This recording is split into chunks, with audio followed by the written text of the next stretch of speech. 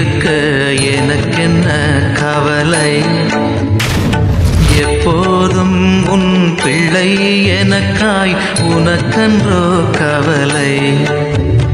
இயேசுவுக்கு பிரியமான அன்பு இறை உறவுகளே, நண்பர்களே, உங்களை சிறப்பாக இந்த புதிய நாளில் சந்திப்பதிலே மிகுந்த மகிழ்ச்சி. சிறப்பாக இந்த நாளை இறைவன் கொடுத்ததற்காக, ஒரு புதிய நாளை காண செய்ததற்காக நன்றி கூறுவோம். சிறப்பாக பிரியமானவர்களே, இன்று ஜூலை மாதத்தின் இறுதி நாள், 31ஆம் நாள். இந்த மாதத்தை முடிக்கப் போகிறோம். எனவே இந்த மாதத்திற்காக நன்றி சொல்லுவோம். எனக்குரிய 31 நாட்களாக இறைவன் நம்மோடு இருந்து, நம்மோடு பயணித்து, மன்னாவை ஒவ்வொரு நாளும் வாரி வழங்கி நம்மை திடப்படுத்தினார், நம்மை மகிழ்ந்து வாழ வைத்தார், பல்வேறு இக்கட்டான சூழ்நிலையிலிருந்து மீண்டு வர செய்தார், பல எதிர்பார்ப்புகளை எல்லாம் நிறைவேற்றினார். நல்ல உடல் ஆரோக்கியமும் நல்ல உறவுகளையும் நல்ல குடும்பத்தையும் கொடுத்த அந்த இறைவனுக்கு நன்றி கூறுவோம். பயண வேளையிலே பாதுகாப்பாக நம்மை வழி நடத்தியிருக்கிறார்.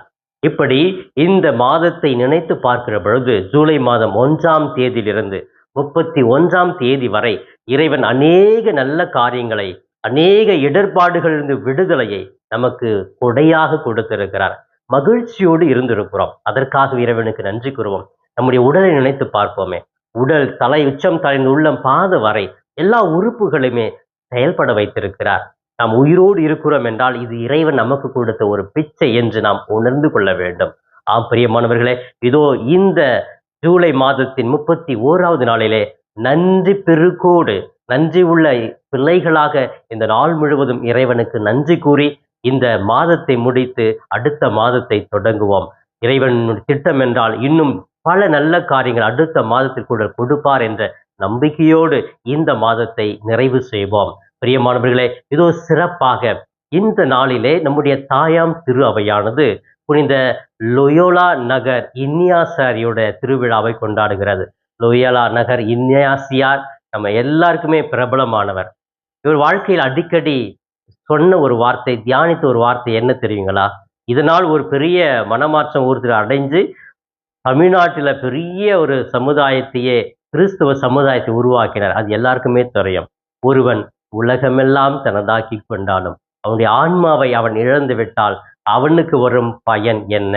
அவன் ஆன்மாவுக்கு ஈடாக அவன் எதை கொடுப்பான்? இந்த நற்செய்தி பகுதியை இந்த லோயோலா இன்னாசியார் சவேரியாரை பார்க்கும் பொழுதெல்லாம் சொல்லுவார். சவேரியார் நல்ல வசதியானவர், குதிரையில வருவார் கல்லூரிக்கு. ஆனா போகும்போது வரும்போது இந்த வார்த்தையை லோயோலா இன்னாசியார் அவர்கிட்ட சொல்லிக்கிட்டே இருப்பார். எதுக்காக இவர் இப்படி சொல்லிட்டு இருக்காரு அப்படின்னு சொல்லிட்டு அந்த வார்த்தையை தியானிக்கிறார். அதுக்கப்புறம் தான் இந்த உலகமே நான் வந்து ஆதாயமாக்கி கொண்டா இந்த ஆன்மா நான் இன்னைக்கு மறிச்சிட்டேன்னா அதனால எனக்கு என்ன பயன்?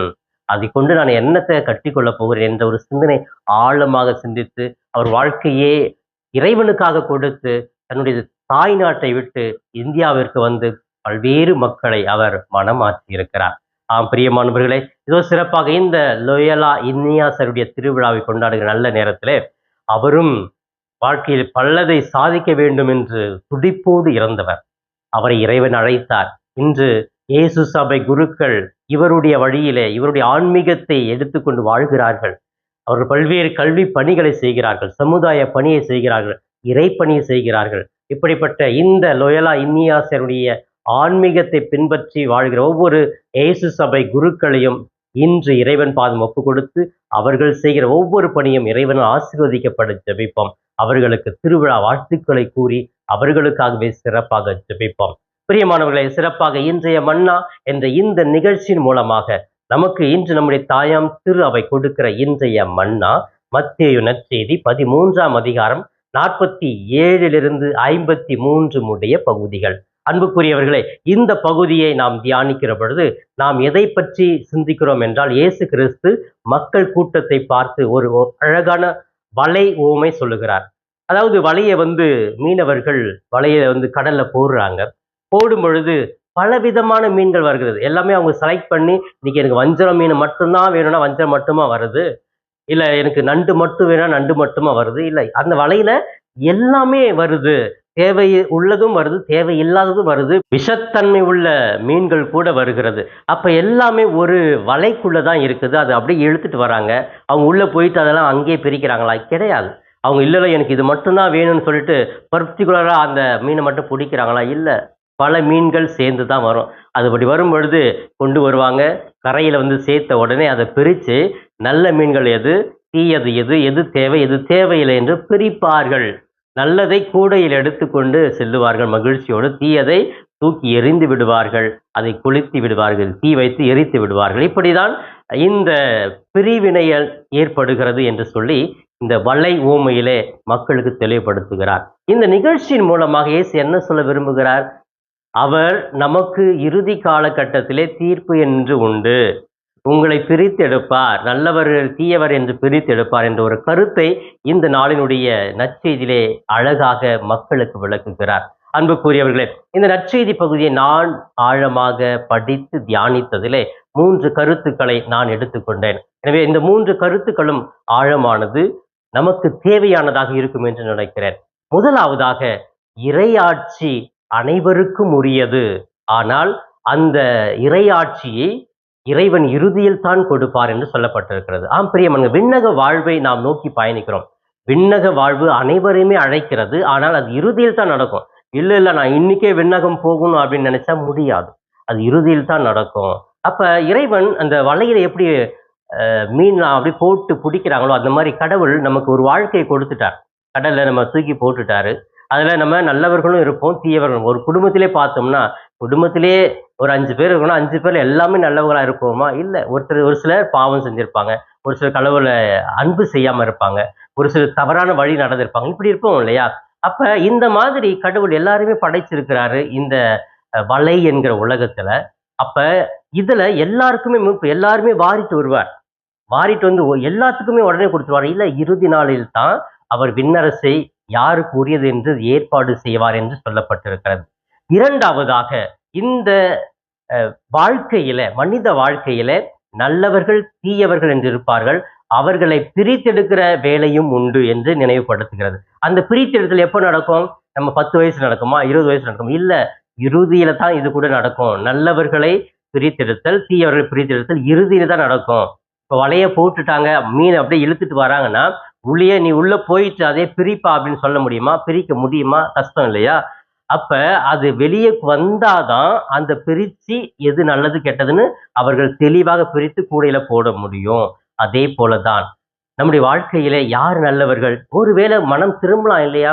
ஒருவேளை மாற்றம் அடையலாம் இல்லையா? அதுக்காகவே விட்டு வச்சுட்டே இருப்பார். கடைசி வரைக்கும் ஏசு விட்டுட்டு இறுதியில தான் இவங்க நல்லவர்கள், இவர்கள் தீயவர்கள் என்று பிரிப்பார் என்ற ஒரு கருத்தையும் சொல்லப்பட்டிருக்கிறது.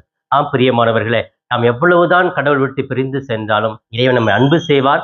இறுதி நாளில் தான் அந்த பிரித்தெடுக்கிற ஒரு நிகழ்வு நடக்கிறது என்று இந்த நற்செய்தி நமக்கு தெளிவுபடுத்துகிறது. இறுதியாக இந்த நற்செய்தியின் மூலமாக நாம் கற்றுக்கொள்ள வேண்டிய உண்மையான ஒரு பாடம் என்ன என்றால், இறைவார்த்தையை உணர்ந்து வாழ்பவர்களால் மட்டுமே பழையதையும் புதியதையும் பிரித்து பார்த்து சேர்த்து அவர்கள் வாழ முடியும் என்ற ஒரு கருத்தும் முன்வைக்கப்படுகிறது. பிரியமானவர்களே, பழையதை நம்ம மொத்தமா ஒதுக்கிட முடியாது, புதியதை மட்டும் ஏற்றுக்கொள்ள முடியாது. இல்லை, புதியது எனக்கு வேண்டாம், பழையதிலே தான் நான் இருப்பேன் அப்படின்னு சொல்ல முடியாது. இன்னைக்கு ஒரு சில மனிதர்கள் எல்லாம் பழசை விட்டு புதுசை ஏற்றுக்கொள்ள முடியாது. அவர்கள் அதை வரவேற்க மாட்டார்கள். இப்போ இருக்கிற ஜெனரேஷன் பழசே வேண்டாம், புதுசு தான், நீ எந்த அறிவுரை சொல்ல நான் ஏற்றுக்கொள்ள மாட்டேன் அப்படின்னு இருப்பாங்க. அப்ப பழையதும் புதியதும் சீர்தூக்கி பார்த்து எது தேவை, எப்படி இரண்டையும் நாம் வாழ்க்கைக்கு எடுத்துக்கொள்ள வேண்டும் என்று சிந்தித்து தியானித்து பொறுமையாக ஞானத்தோடு செயல்படக்கூடிய ஒரு வாழ்வு யாருக்கு கிடைக்கும் என்றால், இறைவார்த்தையை கேட்பவர்கள். பிரியமானவர், இந்த வலையின் மூலமாக யாரெல்லாம் இறைவார்த்தை கேட்கிறார்களோ அவர்களுக்குத்தான் வாழ்க்கையில் அனைத்தையுமே கொடுக்கப்படும் என்று சொல்லப்பட்டிருக்கிறது. அன்புக்குரியவர்களே, சிறப்பாக இந்த இன்றைய மன்னாவின் மூலமாக இயேசு கிறிஸ்து நமக்கு தெளிவான சிந்தனை கொடுக்கிறார். நம் அனைவருக்குமே விண்ணக வாழ்வு உண்டு, அது இறுதியில் தான் நடக்கும். நல்லவர்களை தீயவர்களை இயேசு பிரித்தெடுப்பார், அதுவும் இறுதியில் தான் நடக்கும். இறைவார்த்தை யாரெல்லாம் முழுமையாக தியானிக்கிறார்களோ அவர்களால் மட்டுமே பழையதையும் புதியதையும் சேர்த்து நல்ல ஒரு வாழ்க்கை வாழ முடியும் என்ற கருத்தை முன்வைக்கிறார். இந்த சிந்தனைகளை சீர்தூக்கி வாழ்பவர்களாக இன்று என்னால் வாழ முடியுமா? சிந்தித்தவர்களாக இந்த நாளை தொடங்குவோம். இப்பொழுது கண்களை மூடி நாம் நம்மையே ஒப்பு கொடுத்து ஜெபிக்கலாமா? எங்களை நேசிக்கும் எங்கள் தாயும் தந்தையுமான இறைவா, உம்மை போற்றுகிறோம், வாழ்த்துகிறோம், ஆராதிக்கிறோம். நன்றி இயேசுவே, எங்களுக்கு வாழ்வை கொடுத்ததற்காக நன்றி. இந்த ஜூலை மாதம் முழுவதும் எங்களுக்கு பெரிய ஆசீர்வாதத்தை கொடுத்தீரே, நன்றி. ஒவ்வொரு நாளும் ஒவ்வொரு மணி பொழுதும் எங்களை உமது கண்ணின் கரு விழியை போல பாதுகாத்து பராமரித்தீரே தெய்வமே. நன்றி இயேசுவே. இந்த மாதம் முழுவதுமே நாங்கள் நன்றி பெருக்கோடு இன்று நினைத்து பார்த்து உமக்கு நன்றி கூறுகிறோம். நன்றி இயேசுவே. அனைத்தையும் எங்களுக்கு கொடுத்து நன்றி இயேசுவே. நல்ல உறவுகளை கொடுத்து நன்றி இயேசுவே. நல்ல உடல் உள்ள ஆரோக்கியத்தை கொடுத்து நன்றி இயேசுவே. நல்ல வேலை வாய்ப்பை நல்ல வருமானத்தை கொடுத்து நன்றி இயேசுவே. தொடர்ந்து வருகிற புதிய மாதத்துக்காக ஜெபிக்கிறேன். என்னில் ஆசீர்வதிப்பீர் என்று நம்பி தொடங்குகிறோம். இன்றைய மன்னா என்ற இந்த நிகழ்ச்சியை பார்த்து ஜெபித்து கொண்டிருக்கிற ஒவ்வொரு பிள்ளைகளையும் ஆசீர்வதியும் ஆண்டவரே. அவர் ஒவ்வொருவருக்கும் நல்ல உடல் உள்ள ஆரோக்கியத்தை கொடும், மன வலிமையை கொடும். இதோ எப்பொழுதும் நன்றி உள்ள பிள்ளைகளாக இவர்கள் வாழவும், வாழ்க்கையில் எதிர்பார்க்கிற எல்லாம் பெற்றுக்கொள்ளவும் ஆண்டவரே இவர்களுக்கு ஆற்றலை கொடுப்பீராக. இவர்களை விட்டு விலகி சென்று விடாதேயும். இவர்கள் எங்கு சென்றாலும் என்ன பணிகள் செய்தாலும் தூய பரிசுத்த ஆவியானவர் இவர்களை வழி நடத்திட்டோம் இயேசுவே. ஆசீர்வதியும் ஆண்டவரே. மனதில் இருக்கிற தேவையில்லாத குழப்பங்கள், கவலைகள், கண்ணீர், கஷ்டம் அனைத்தையும் நீக்கிவிட்டு விடுதலை கொடுப்பீராக. குடும்பத்திலே வறுமை, கடன் பிரச்சனைகள், எங்களுக்கு வாழ்வாதாரமே இல்லை என்று கண்கலங்க பிள்ளைகளுக்கு அனைத்தையும் கொடுப்பீராக. பிள்ளைகளை ஆசீர்வதியும், படிக்கிற பிள்ளைகளை ஆசீர்வதியும், படிப்பின் மீது கவனம் செலுத்தி படிக்க நல்ல ஒரு எதிர்காலத்தை உருவாக்கி கொள்ள, தீய பழக்கங்கள், தீய நாட்டங்கள், போதைக்கு அடிமையாகாமல் இருக்க கிருபை செய்யும் ஆண்டவரே. பல்வேறு குடும்பங்களை கணவன் மனைவி ஒற்றுமையோடு இருக்க, பிள்ளைகள் ஒற்றுமையோடு இருக்க, அவர்கள் நினைத்ததெல்லாம் பெற்று மகிழ்ந்து வாழ கிருபை செய்வீராக. இவை எல்லாம் எங்கள் ஆண்டவரும் மீட்பெருமான இயேசுவின் இணையற்ற நாமத்தில் ஜெபிக்கிறேன் என் ஜீவனுள்ள நல்ல பிதாவே. ஆமேன், ஆமேன். பிரியமானவர்களே, இந்த நாள் இனிய நாளாக இறை அருளை நிறைவாக பெற்று மகிழும் நாளாக இருக்க வாழ்த்துகிறேன். உங்கள் ஒவ்வொருவருக்காக சிறப்பாக ஜெபிக்கிறேன். இயேசுவுக்கே புகழ், மரியே வாழ்க.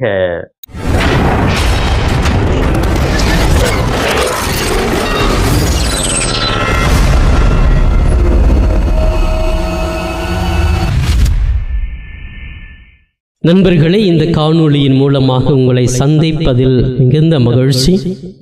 இந்த காணொளியை முழுமையாக பார்த்த உங்களை வாழ்த்துகிறேன். தொடர்ந்து ஃபாதர் தாஸ் கேப் யூடியூப் சேனலை பாருங்கள், ஜெபியுங்கள், இறைவன் மீது இருக்கிற நம்பிக்கையை ஆழப்படுத்துங்கள். உங்களுக்காக தொடர்ந்து ஜெபிக்கிறேன். இறை ஆசிர் என்றும் உங்களோடு இருக்கட்டும். இறைவனுடைய அமைதி உங்கள் உள்ளத்திலே குடிகொள்ளட்டும். உங்களுடைய குடும்பம் சமாதானத்தோடு வாழட்டும். நீங்கள் எடுக்கிற ஒவ்வொரு முயற்சிகளும் ஆசீர்வதிக்கப்பட நான் தொடர்ந்து ஜெபிக்கிறேன். தொடர்ந்து இந்த சேனல் ஃபாதர் தாஸ் கேப் யூடியூப் சேனலை சப்ஸ்கிரைப் செய்துவிட்டு தொடர்ந்து வருகிற ஒவ்வொரு காணொளியும் பார்த்து இந்த யூடியூப் சேனலை தாங்கும்படி உங்களை பாசத்தோடு கேட்டுக்கொள்கிறேன். நன்றி.